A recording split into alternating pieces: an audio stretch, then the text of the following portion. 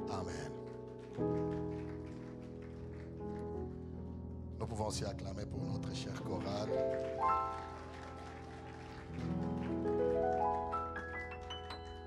On nous informe que les jeunes de 12 à 17 ans sont priés de descendre pour leur classe en bas. Je ne sais pas s'ils sont déjà descendus. Les jeunes de 12 à 17 ans, vous êtes attendus en bas. Gloire à Jésus. Amen. Amen. Nous sommes en train de parler durant ces temps de la Pâque, depuis le mercredi, sur le thème que nous avons intitulé « Je suis la résurrection et la vie ». Amen. C'est Jésus qui a dit ça. Jésus a dit « Je suis la résurrection et la vie ». Et il l'a dit en quelle occasion? À l'occasion d'un frère, d'un jeune homme qui était mort. Il s'appelait Lazare. Il est mort et ses deux sœurs ont fait venir Jésus. Jésus est venu 4 jours après. Il était déjà dans la tombe. Lazare était déjà mort, voire même ses sœurs hésitaient d'amener Jésus à la tombe. Elles disaient, il sent déjà. Mais pour le Seigneur, parce qu'il est la résurrection et la vie, il est allé jusqu'à la tombe et il a ramené Lazare à la vie. Quelqu'un dit Amen. Amen. Et nous avons vu que c'est « Je suis la résurrection et la vie » et le 5e « Je suis » de la série des 7 « Je suis » de Jésus. Quand vous lisez scrupuleusement les Saintes Écritures, vous verrez, Jésus a dit 7 fois dans le Nouveau Testament, dans les Évangiles, il a dit 7 fois « Je suis ». Il n'y a pas que « Je suis la résurrection », il a dit « Je suis le chemin, la vérité et la vie ». Il a dit « Je suis le bon berger ». Quelqu'un dit « Amen ». Il dit « Je suis le vrai cep ». Alléluia. Il y a beaucoup de « Je suis » comme cela. Quand vous lisez la parole de Dieu, vous devez le lire avec beaucoup d'attention. Il dit encore « Je suis la lumière du monde », « Je suis la porte des brebis », etc. Amen. Il ne l'a pas dit juste pour dire, il a dit que pour que toi et moi, nous connaissons, que nous sachions que nous voulons entrer au ciel, la porte c'est Jésus et Jésus seul. Je répète, j'ai dit nous voulons entrer au ciel, la porte c'est Jésus et Jésus seul. Que personne n'aille te tromper avec des philosophies. Cela nous a conduit à parler de ce Seigneur Jésus-Christ à 3 niveaux. Nous avons parlé mercredi de son procès. Quelqu'un dit son procès. Son procès devant Pilate et c'était merveilleux. Amen. Et après cela, nous avons parlé de sa mort le vendredi saint. Amen. Et cela était aussi merveilleux, les choses que nous avons relevées. Nous n'avons plus le temps de retourner dans cela parce que aujourd'hui, nous parlons d'une autre chose et nous parlons de sa résurrection. Sa résurrection. Il est revenu de la mort à la vie. S'il y a une chose qui fait la différence entre la foi chrétienne et toutes les autres foi, c'est que pour nous, pour la foi chrétienne, le nôtre n'est pas dans la tombe. Quelqu'un dit Amen.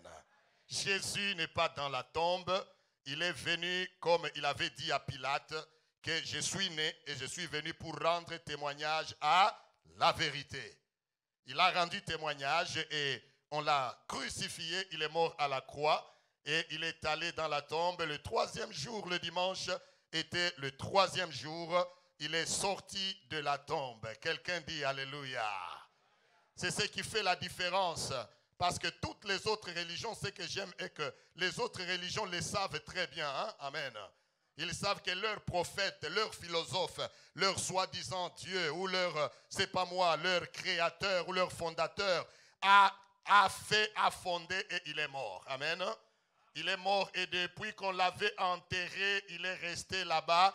Des années et des années, il est dans la pourriture, il attend le dernier coup de la trompette où les morts ressusciteront. Alléluia. Les morts en Christ ressusciteront pour la vie éternelle, mais les autres pour le jugement et la condamnation éternelle. Quelqu'un dit Amen. Mais Jésus-Christ n'est pas resté dans la tombe. Alléluia. J'aimerais que nous lisions un des récits de la résurrection dans la parole de Dieu. Et c'est une nouvelle de joie. Quand tu es enfant de Dieu, réjouis-toi parce que tu n'adores pas quelqu'un qui est mort. Tu adores le vivant. Si tu ne l'adores pas, il est là, il te regarde, il dit, celui-ci, je ne sais pas pourquoi il ne m'adore pas. Amen. Nous adorons celui qui est vivant. J'aimerais que nous lisions le récit de Marc. Il y a pas mal de récits de la résurrection de Jésus notre Seigneur, mais le Saint-Esprit nous conduit ce matin à celui de Marc chapitre 16. Nous allons lire à partir du premier verset jusqu'au 8e. Marc chapitre 16, à partir du verset 1, premier jusqu'au verset 8. Vous y êtes? Vous y êtes? Nous lisons la parole de Dieu.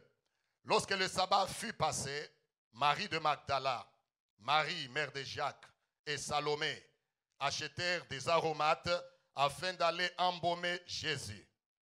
Le premier jour de la semaine, elles se rendirent au sépulcre de grand matin, comme le soleil venait de se lever. Quelqu'un dit le soleil venait de se lever. Elles disaient entre elles, qui nous roulera la pierre loin de l'entrée du sépulcre. Et levant les yeux, elles aperçurent que la pierre, qui était très grande, avait été roulée. Je dirais même avait déjà été roulée. Quelqu'un dit amen. Elles entrèrent dans le sépulcre, virent un jeune homme assis à droite, vêtu d'une robe blanche, et elles furent épouvantées. Il leur dit, ne vous épouvantez pas. Dans d'autres versions, on dit, ne craignez pas. Vous cherchez Jésus de Nazareth, qui a été crucifié. Il est ressuscité. Quelle nouvelle, amen. Quelqu'un dit d'abord, il est ressuscité. Il dit, vous cherchez Jésus de Nazareth qui a été crucifié. Il est ressuscité. Il n'est point ici. Voici les lieux où on l'avait mis. Mais allez dire à ses disciples et à Pierre qu'il vous précède en Galilée. C'est là que vous le verrez. Comme il vous l'a dit. Verset 8.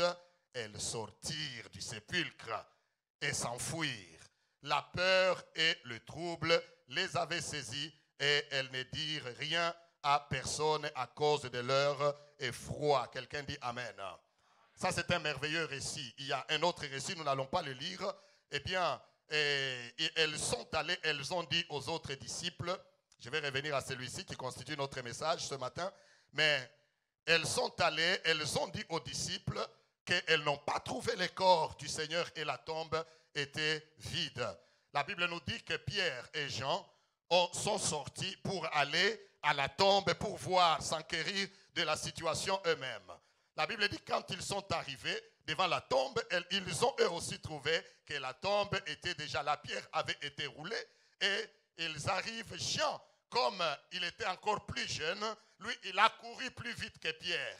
Mais il est arrivé juste à la tombe, il s'est arrêté. Pierre qui venait aussi en courant avec peur dans sa vieillesse parce qu'il avait un peu grandi. Il a couru, il arrive, il laisse Jean à l'entrée de la porte. Lui, il entre jusqu'à l'intérieur. Quelqu'un dit amen. Il est entré jusqu'à l'intérieur. C'est là que Jean aussi l'a suivi. Ils ont regardé, ils ont constaté que les linges dans lesquels on avait mis le Seigneur étaient bien pliés. Hein? Quelqu'un dit amen. C'était bien plié. Comme pour dire, le Seigneur n'a pas été ressuscité à la hâte. Le Seigneur n'a pas été ressuscité, n'est-ce pas, d'une manière rapide pour qu'il non, fais vite, tout sort de la tombe, vas-y. Non, il n'a pas fui. Oh, quelqu'un dit amen. Il a pris le temps. D'abord, j'aimerais vous dire, il est sorti. L'ange qui avait roulé la pierre n'a pas roulé la pierre pour aider Jésus à sortir. Quelqu'un me dit amen. Je vais dire ceci. Vous trouvez que la pierre avait déjà été roulée? Ce n'est pas pour aider Jésus à sortir de la tombe. La pierre avait été roulée pour aider ceux qui viendraient, qu'ils voient que la pierre est déjà roulée, Jésus est sorti déjà. On ne l'a pas aidé à sortir. Non, c'est impossible, on ne peut pas l'aider. Alléluia. Il est parti dans les enfers, dans le séjour des morts. Nous le disions le vendredi, le jour qu'il est mort. La Bible nous dit clairement qu'on a vu ce jour-là, les morts qui étaient morts il y a des temps anciens, on a vu les tombes s'ouvrir et les morts sont sortis. Ils ont marché dans les rues de Jérusalem avant de mourir encore. Alléluia. Pour dire que c'est lui qui a le pouvoir l'autorité, la force sur la mort était enfin là. Pour dire que Jésus, le maître de la vie, est enfin là. C'est pourquoi il a dit, je suis le chemin, la vérité et la vie. Nul ne vient au Père que par moi. Nous adorons celui qui est vivant. Alléluia. Alors ce matin-là, la pierre avait été roulée de la tombe. Les femmes, j'aime ces femmes qui travaillaient, qui servaient avec le Seigneur Jésus. Malgré la défaite apparente, hein, je pèse bien les mots, malgré la défaite apparente. Alléluia. Parce que vous voyez, après le vendredi saint, ils semblent tous avoir été vaincus. Tous les disciples. C'est la raison pour laquelle Pierre régnait, parce qu'il a vu que non, la situation devient grave. Nous ne savons pas ce qui va arriver. On lui pose la question, de toi aussi tu étais l'un de... Il dit, non, je ne sais même pas ce que tu dis là. Parce que l'effroi, la crainte, la peur, la déception les avaient saisis tous. Vous savez, quand vous pensez que le vôtre est plus fort, mais avec un temps maintenant, vous voyez qu'on est en train comme de les vaincre. Comme si, comme on dit souvent, comme vous voyez, comme votre équipe est en train de perdre, n'est-ce pas? C'est une déception, n'est-ce pas? Vous voyez, votre équipe a perdu. Jésus, maintenant, on l'a tué et on l'a mis dans la tombe, on l'a scellé la tombe. Et puis, voilà, même les autorités ils ont dit, voilà, ils sont allés vers Pilate. Il dit, permet qu'on aille garder la tombe parce que nous ne voulons pas que ses disciples aillent voler le corps et qu'ils viennent dire après nous faire un chantage qu'il est ressuscité. Hein? Pilate a accepté, il leur a donné les gardes. Ils ont dit, allez-y qu'ils aillent garder. Mais la Bible nous dit dans d'autres récits, hein, mais quand l'ange apparut, les gardes sont tombés comme morts. Les gardes sont tombés comme morts. L'équipe qui était en train de perdre est maintenant en train de gagner. J'ai la mission de t'annoncer ce matin que tu peux être dans l'équipe qui semble être en train de perdre, hein, mais je t'annonce que ton Seigneur est vivant et il est ressuscité. Le score va changer dans quelques instants. Quelqu'un dit amen. Le score dans ta vie va faire quoi? Va changer parce que ton Seigneur est vivant. Ton Seigneur est vivant. C'est la raison pour laquelle ces femmes, malgré le fait qu'elles avaient l'impression d'avoir échoué, d'être déçues, d'être, je ne sais pas moi, troublées. On ne sait pas qu'est-ce qui est arrivé. Mais elles se sont dit, malgré cela, allons quand même le oindre. Allons l'embaumer. Gloire au Seigneur. Allons l'embaumer. Elles sont sorties et elles sont parties avec les aromates, sans savoir, tout en ayant oublié même tout ce que le Seigneur leur avait déjà enseigné. Parce que pour elles, le Seigneur est mort. C'est fini, l'affaire se termine là. Mais allons l'embaumer. Dis d'abord, allons l'embaumer quand même. La Bible me dit ici que ce fut le sabbat, après que le sabbat fut passé. Le sabbat fut passé. C'était le sabbat de la déception. C'était le sabbat. Les autres sabbats ont célébré la victoire, n'est-ce pas? On célébrait leur histoire. Nous sommes sortis de l'Égypte. Dieu nous a délivrés de la main de Pharaon. On allait de fête en fête et après la fête est devenue la routine. On va le sabbat jusqu'à ce que ce sabbat est devenu le sabbat le plus mauvais qui ait jamais existé des disciples de Jésus. Alléluia. Mais la Bible nous dit qu'après que le sabbat fut passé, le temps difficile, ce sabbat était marqué de frappes. Ce sabbat était marqué de beaucoup de troubles, de beaucoup de pleurs, de beaucoup de larmes. Mais j'aimerais dire, la Bible me dit ici que ce sabbat fut... Vous ne me saisissez pas. Ce sabbat fut passé. Les sabbats de pleurs, les sabbats de larmes, les sabbats de frappes, les sabbats de blessures. La Bible dit ici que ce sabbat fut passé. Il y a un sabbat dans ta vie qui doit passer. Tu ne dois pas rester dans ces sabbats de pleurs.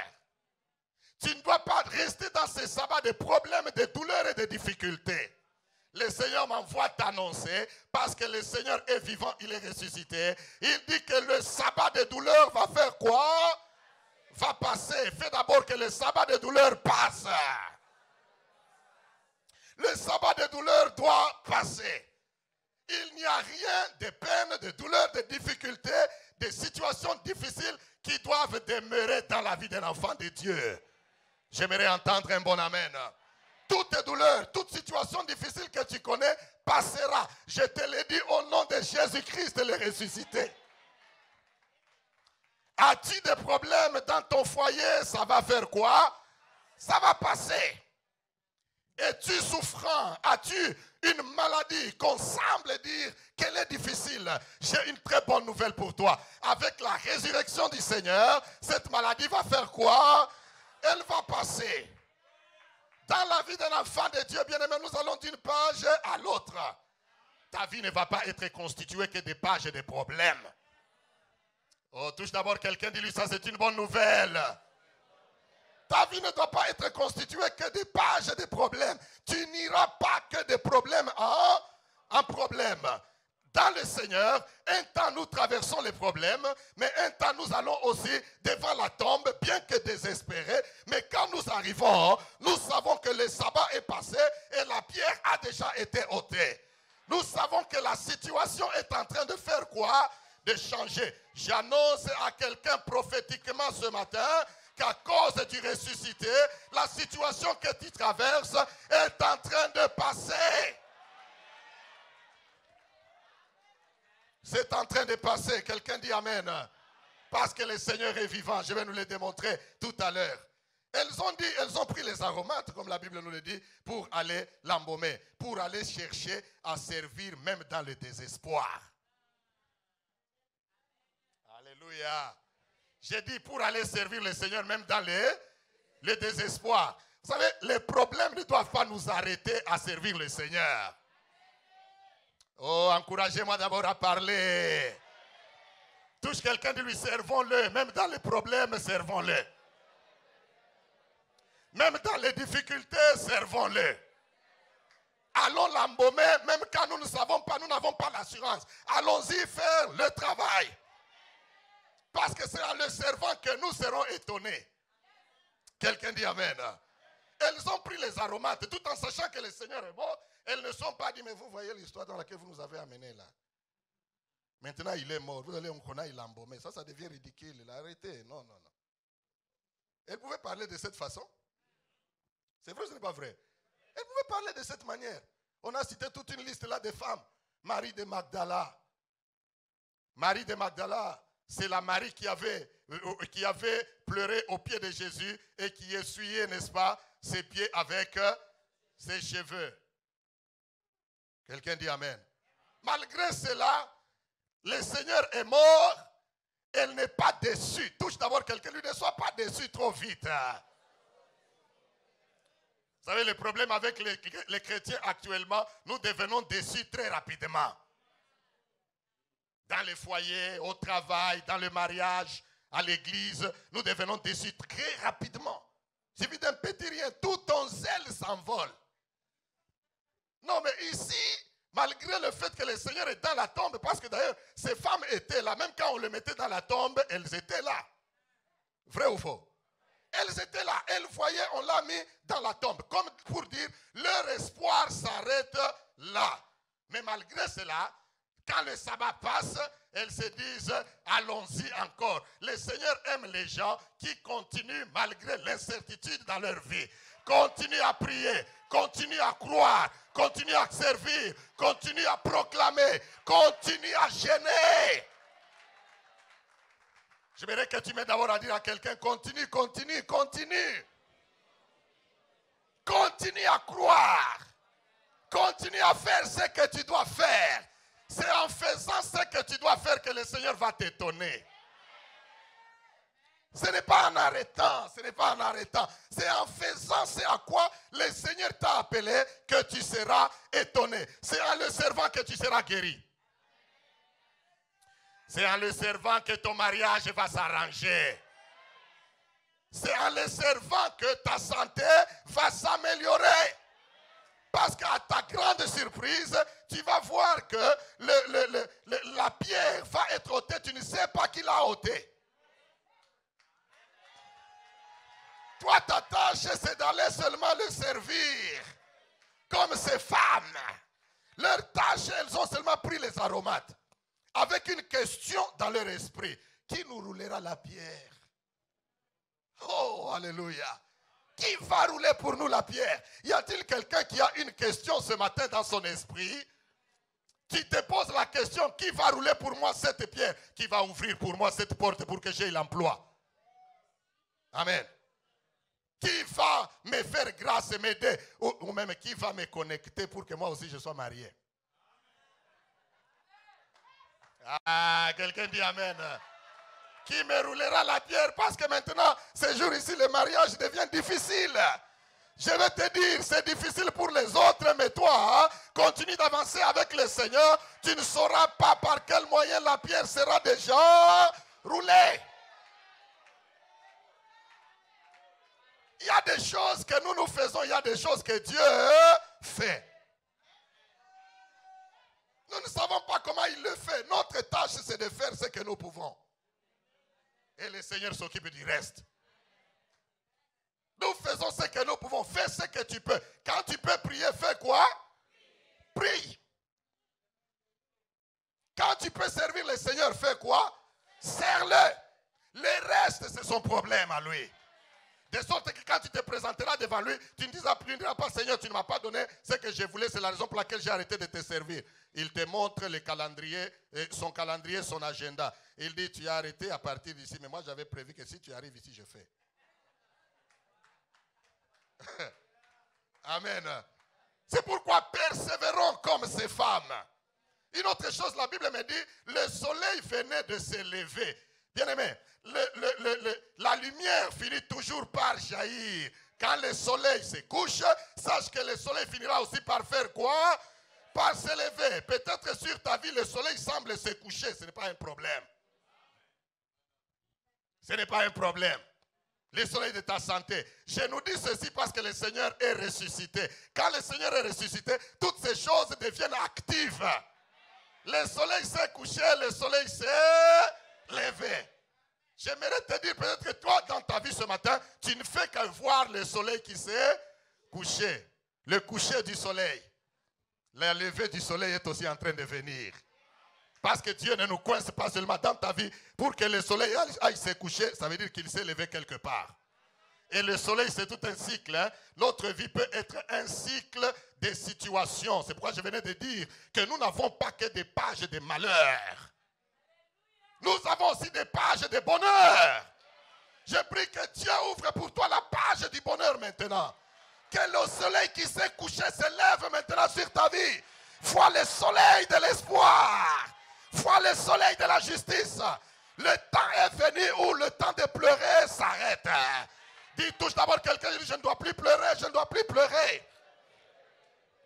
Que celui qui a la foi touche d'abord quelqu'un, dit, je ne dois plus pleurer, je ne veux plus pleurer. Parce que le soleil se lève. Même si je ne le vois pas encore, mais je le verrai. Moi, je porte seulement les aromates. C'est ça mon travail, c'est de porter les aromates. Quant à la pierre et au soleil, ça, je n'en sais rien. Moi, je porte les aromates de la foi. Je porte les aromates du bonheur. Alléluia. Je porte les aromates de la vie. Quant à qui roulera la pierre, je ne sais pas. Quant au soleil qui s'est levé, je sais que le soleil va faire quoi? Il va se lever. Quand il se lève, c'est le nouveau espoir qui arrive. Parce que le Seigneur n'est pas dans la tombe. Quelqu'un dit amen. Quand elles arrivent à la tombe, elles regardent. Hein, elles disent non, il y a quelque chose. On était en train de se poser la question qui nous roulera la pierre. Mais qu'est-ce que vous voyez? Est-ce qu'on est à la mauvaise tombe? Elle dit non, nous sommes au bon endroit. C'est ici qu'on était le vendredi. Ça, c'est Marie. Elle dit oui, on était ici vendredi. Elle dit oui, c'est ici. Oh, mais comment la pierre? On a scellé la pierre. Vous savez, quand les soldats romains scellent la pierre, c'est fini. Amen. Quand la tombe est scellée, c'est fini. Quand les autorités ont déjà fait la décision, c'est fini. Non, elles ne savaient pas que celui qui a le dernier mot, c'est celui qu'on a mis dans cette tombe-là. Alléluia. Laisse-moi te dire, ce n'est pas fini. Les sorciers peuvent avoir fait tout ce qu'ils voulaient faire sur ta vie et dire que c'est fini. C'est fini, tu n'auras plus. C'est fini, tu ne te marieras plus. C'est fini, tu ne voyageras plus. C'est fini, tes affaires ne marcheront plus. Dis à quelqu'un, ils se sont trompés. Parce que celui qui a le dernier mot, c'est celui qu'on ne voit pas. Alléluia. Ils pensaient que c'est fini, mais à leur grande surprise, elles arrivent, elles se posent des questions. Et dit la tombe est vide et j'aime le fait qu'elles ont trouvé l'ange là-dedans en train de les attendre. Amen. L'ange en train de les attendre. Il dit, ne craignez pas. Je sais que vous cherchez Jésus de Nazareth qui a été crucifié. Il est ressuscité. Il n'est point ici.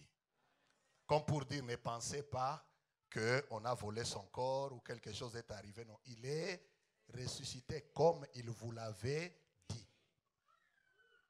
Alléluia. Dis d'abord comme il avait dit, comme il avait dit. Le Seigneur est fidèle dans ses promesses. Ce qu'il dit, c'est ce qui s'accomplira. Ce qu'il dit ne change pas. As-tu une promesse, bien-aimé? Laisse-moi te rassurer. Le Seigneur ressuscité, hein? Si tu as une promesse, elle s'accomplira telle qu'il l'avait dit.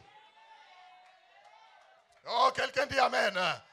Comme il l'avait dit, il est ressuscité. J'aime ce passage. Vous savez, dans les tombes, quand vous visitez même les cimetières, dis d'abord cimetière.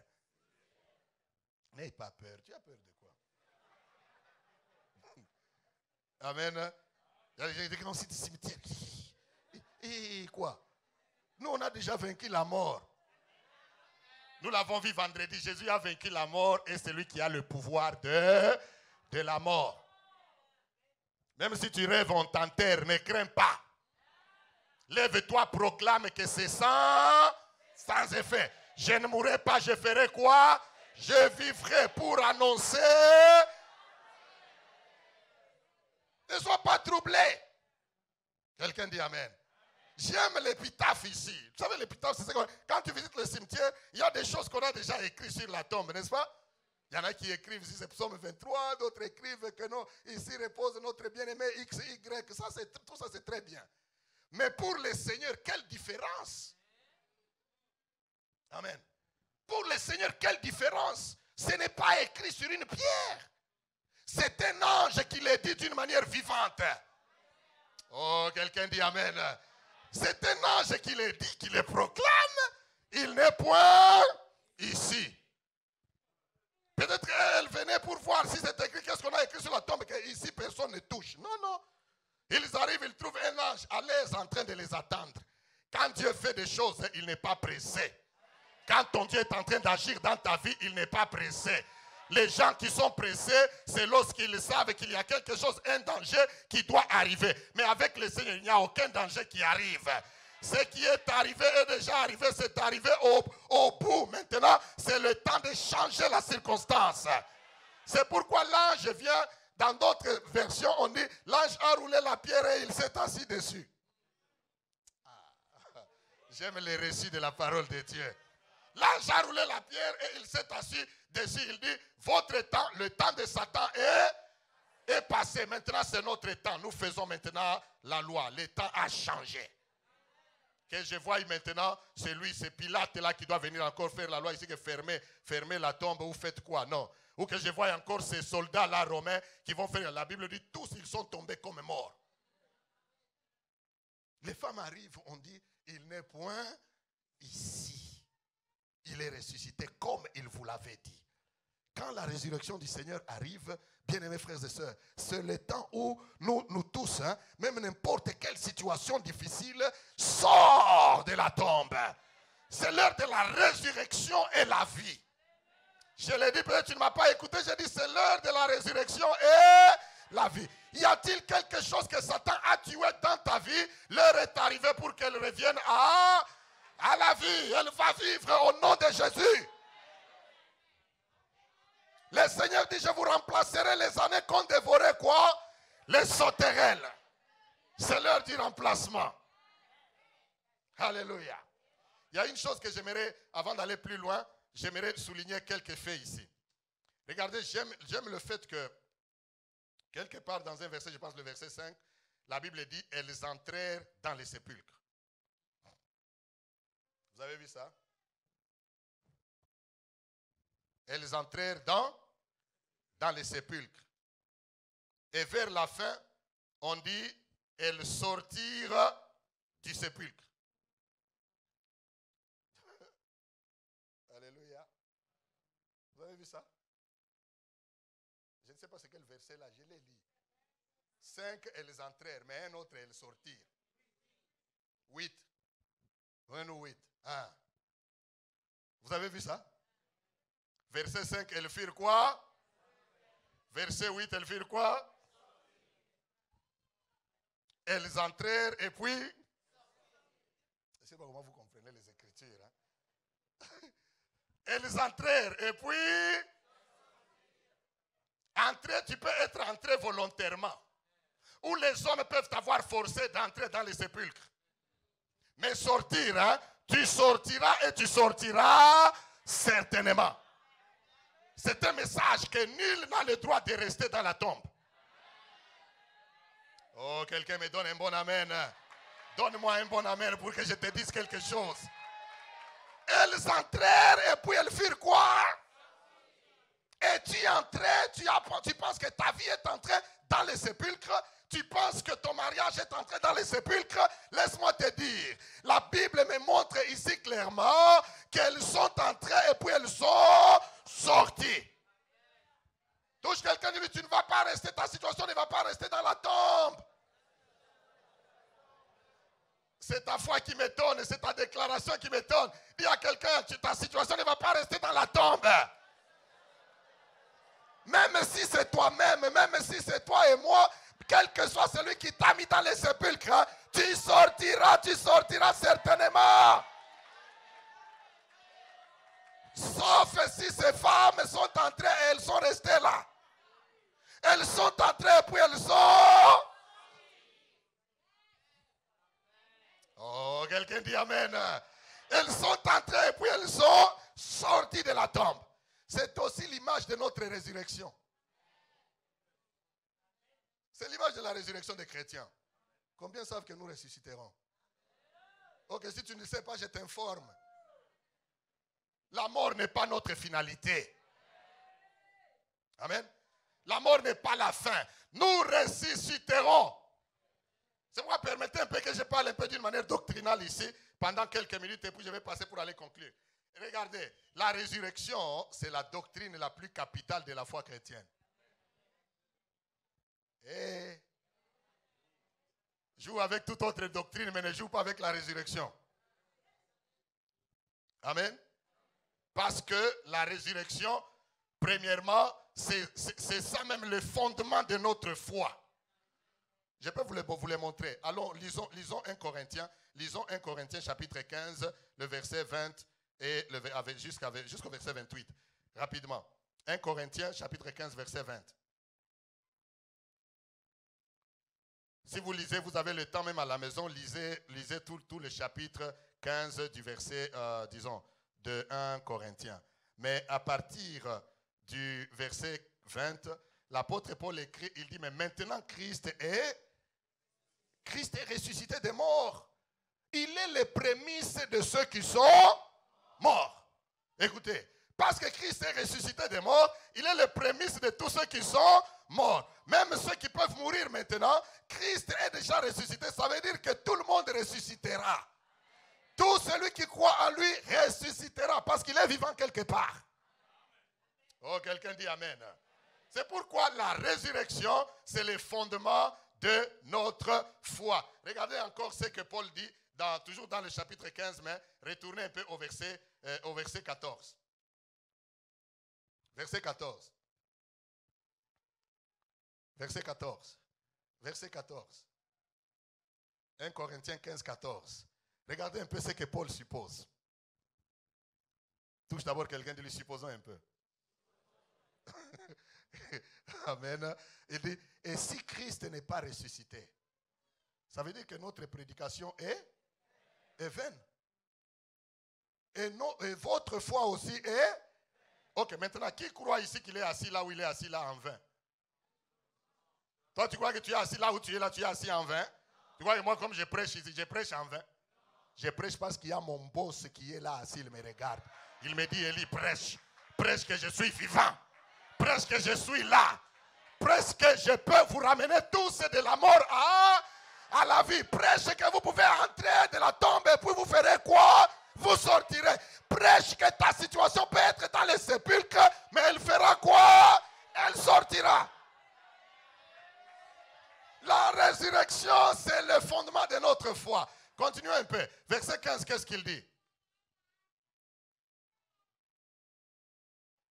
Il se trouve même que nous sommes de faux témoins à l'égard de Dieu. Donc si Christ n'est pas ressuscité, puisque nous avons témoigné contre Dieu qu'il a ressuscité Christ, tandis qu'il ne l'aurait pas ressuscité si les morts ne ressuscitent pas.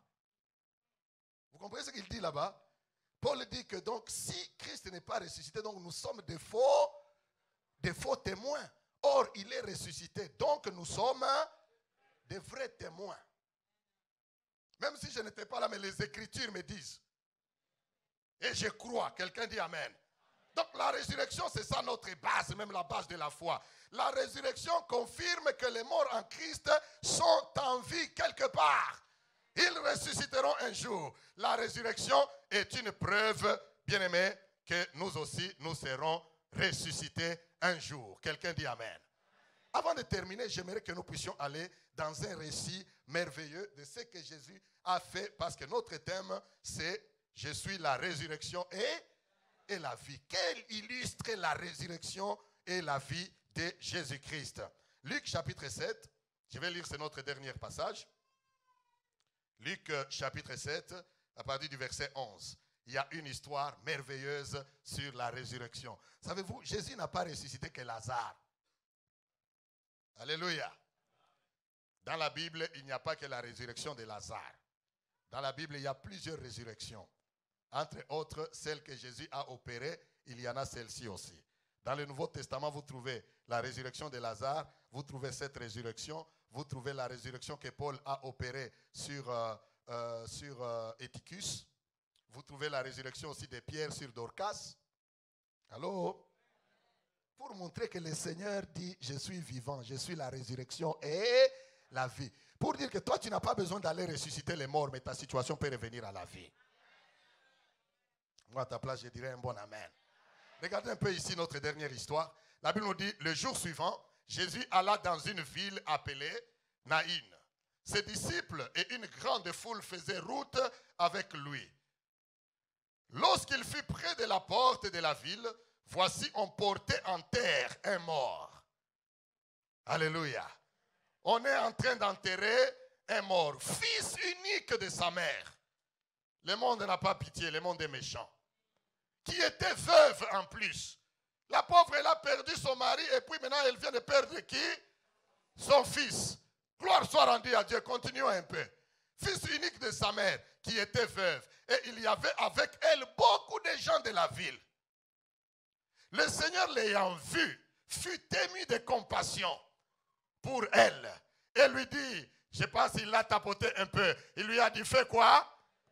Ne pleure pas. Il s'approcha.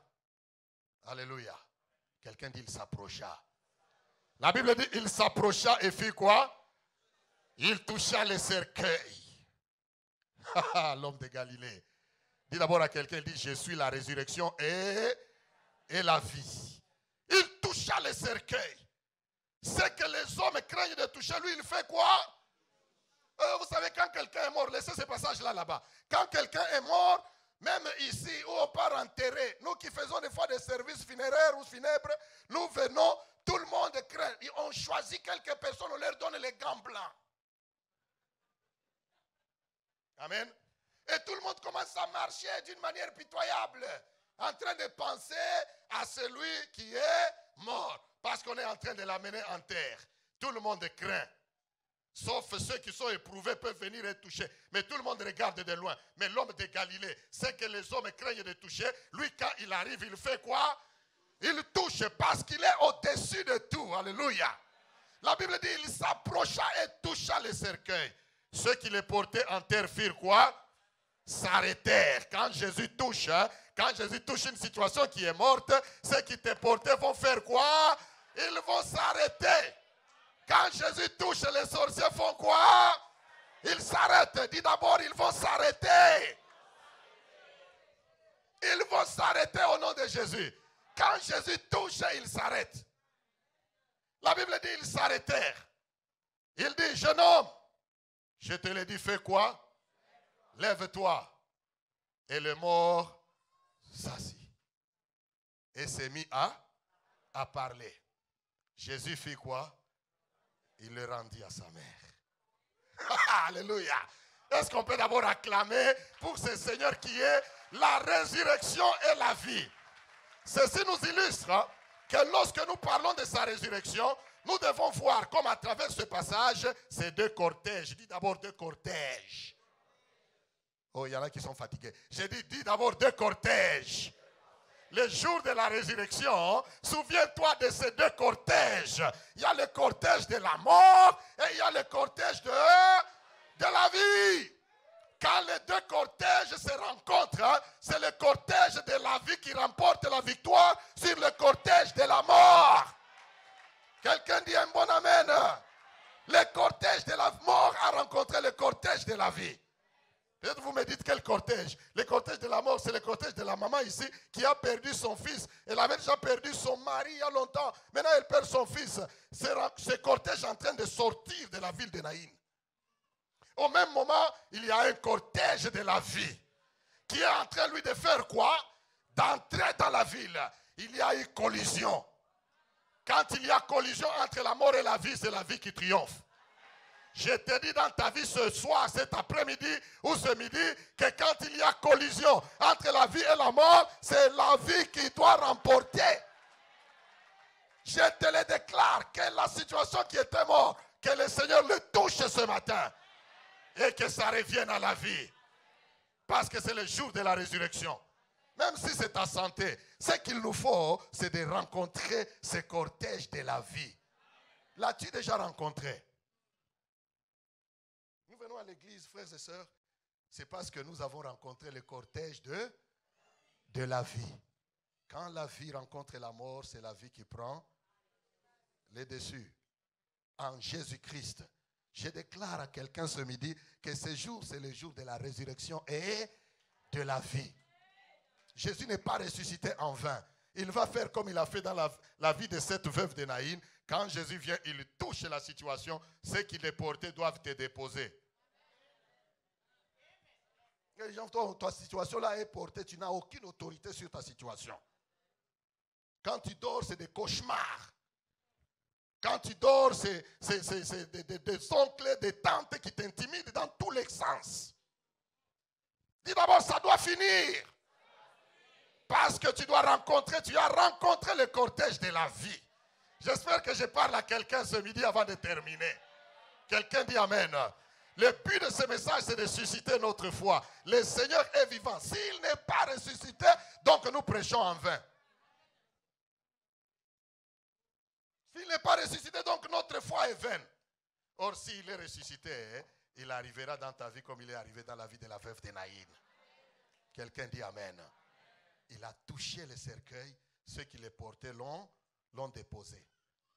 Et Jésus a parlé à ce jeune homme. Il dit, jeune homme, je te l'ai dit, fais quoi? Lève-toi. C'est pourquoi je disais, Jésus n'a pas ressuscité que Lazare. Hein? Jésus a ressuscité aussi celui-là. Dans la Bible, il y a beaucoup de résurrections, beaucoup de sens pour dire que Jésus est la résurrection et la vie. Toi, tu n'as pas besoin de mourir pour ressusciter maintenant. Toi, tu as besoin de voir ta situation venir. Ah? Parce que tu es vivant. Quelqu'un dit amen. Tu es vivant et tu dois rester vivant. Ton mariage doit rester vivant. Tes affaires doivent rester vivant. Ton travail doit rester vivant. Ta santé doit rester. Est-ce qu'il y a quelqu'un qui m'entend, qui me comprend ce matin? Personne n'a le droit de mettre la vie sur ce que le Seigneur a déjà décidé. Quelqu'un dit amen. Que le Seigneur t'accorde la vie. Je proclame que le Seigneur t'accorde la vie. Le Seigneur accorde la vie à ton mariage. Crois-le en ce jour de la résurrection. Le Seigneur accorde la vie à ta santé. Sois béni. Crois-le en ce grand jour. Ça, c'est le grand jour de tous les chrétiens. Quelqu'un dit Amen. Ne reste pas dans le cortège de la mort. Change de camp, entre dans le cortège de la victoire. Vous pensez que ce jour-là, je vais terminer par là, ce jour-là, quand les deux cortèges se sont rencontrés, vous pensez que les garçons s'est levé et tout le monde est resté dans le cortège de la mort?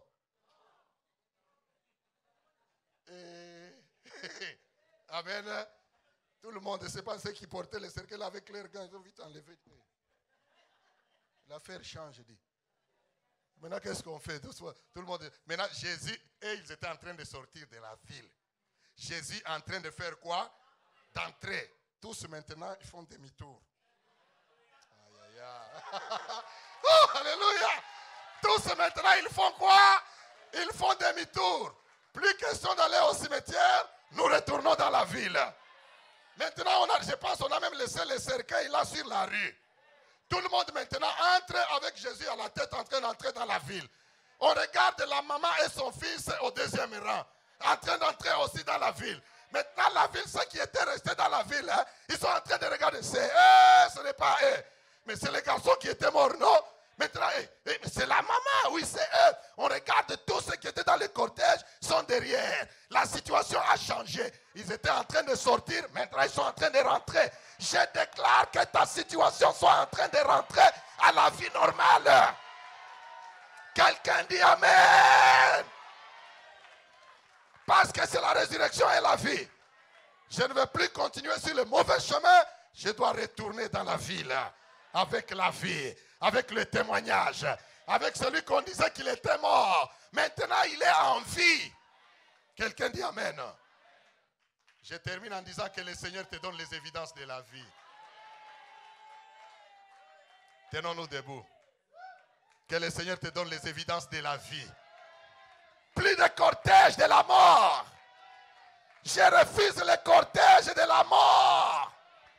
Proclamez-le d'abord que je refuse le cortège de la mort. Je parle à quelqu'un qui a la foi ce midi. Déclare que je refuse le cortège de la mort.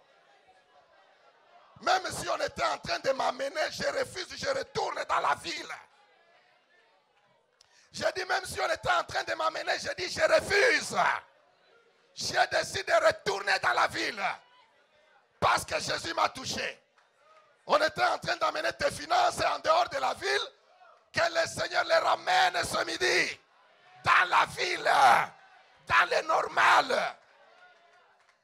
Quelqu'un dit Amen. Alléluia. J'aimerais d'abord que tu élèves ta voix et tes mains, que tu dises merci. Merci Seigneur pour la vie. Je ne sais pas quelle est la situation qu'on est en train d'amener en dehors de la ville dans ta vie ce midi. Mais j'aimerais que tu pries, que tu dises merci à Dieu parce que je refuse cette situation. N'ira pas en dehors de la normale, n'ira pas en dehors de la vie. Mais elle va retourner dans la ville ce midi au nom de Jésus-Christ. Pendant qu'on nous prépare un chant, élève ta voix, bénis le Seigneur. Pour la vie, bénis le Seigneur. Pour la résurrection, bénis le Seigneur. Pour la grâce qu'il te donne, bénis le Seigneur. Au nom de Jésus, l'Église prie. L'Église prie ce midi. Avant de terminer ce moment, prie et bénis le Seigneur pour la résurrection.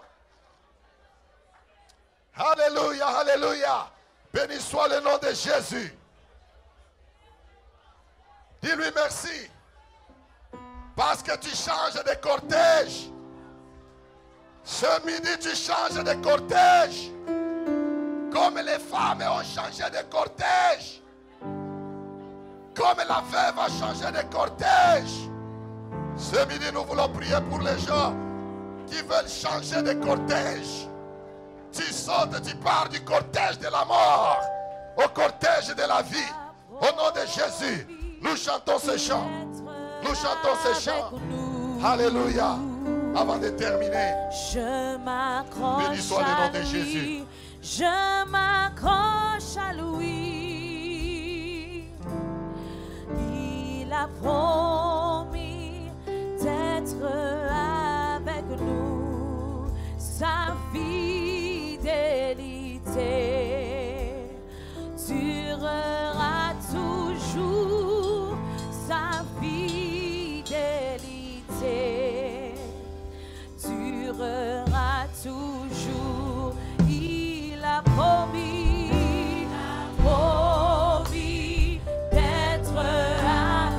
Chante avec foi, tu dois changer de cortège ce midi avant de partir de ces lieux. Je m'accroche à lui, je m'accroche à lui. Il a promis d'être avec nous. Sa fidélité durera toujours. Sa fidélité durera toujours. Oh, il a promis d'être avec nous. Oh oui, je m'accroche à lui. Je m'accroche à lui. Car il a promis d'être avec nous. Sa fidélité durera. Sa fidélité durera toujours. Sa fidélité durera toujours. Alléluia.